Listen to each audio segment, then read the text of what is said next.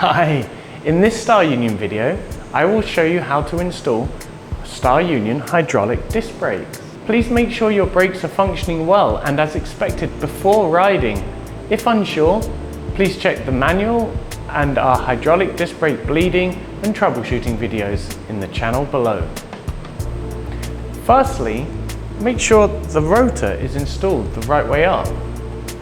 The side with markings, as seen by the numbers and arrow, must face outwards. Make sure there is thread lock on each bolt, then insert each through the rotor into the hub, gently tightening to begin. Then, the tightening order must follow an alternate six-sided star, top to bottom, then left to right and back again. Now follow this same pattern before one last round of tightening to the marked torque for each.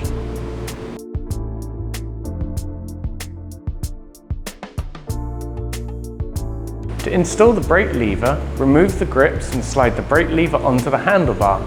Tighten gently and then put the grip back.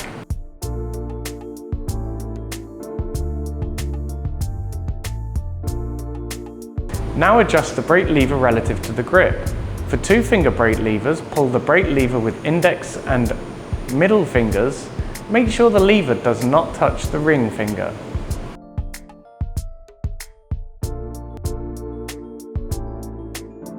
Once the correct position is found, tighten the bolt using the M5 Allen wrench firmly.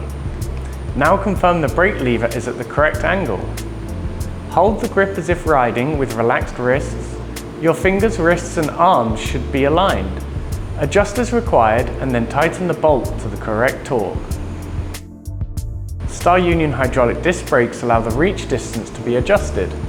Find your preferred distance and then use an M2 Allen wrench to turn the reach adjustment bolt clockwise or counterclockwise to adjust the neutral lever position.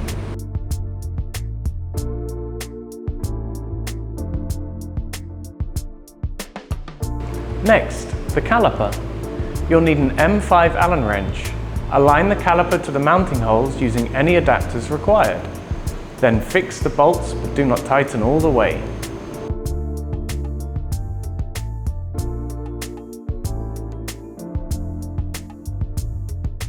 Now pull and hold the brake lever tightly. The brake pads will clamp the rotor, so aligning the caliper correctly. Now, while holding the brake lever, tighten the bolts firmly.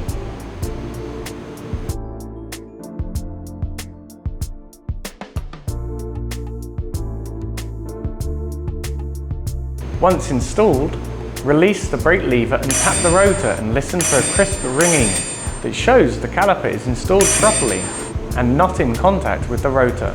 If you hear a dull thud or the rotor doesn't ring true, repeat the above. If the problem persists, check our troubleshooting video.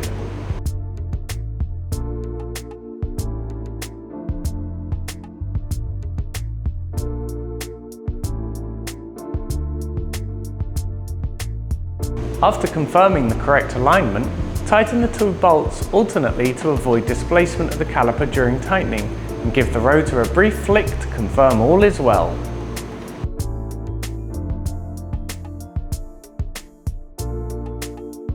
Looking carefully at the caliper from this angle, we can see the brake pads moving when pressing the lever. The space between the pads and rotor should be equal. Remember to affix the brake hose to those cable routing braze-ons to prevent it flapping around and getting caught on saplings or branches as you fly through the forest, or wherever you're riding.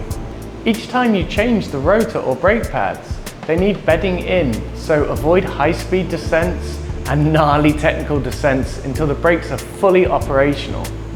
It is also worth checking the rotor mounting bolts are tightened to the correct torque beforehand, and always make sure your brakes are working as expected before riding trails and busy roads.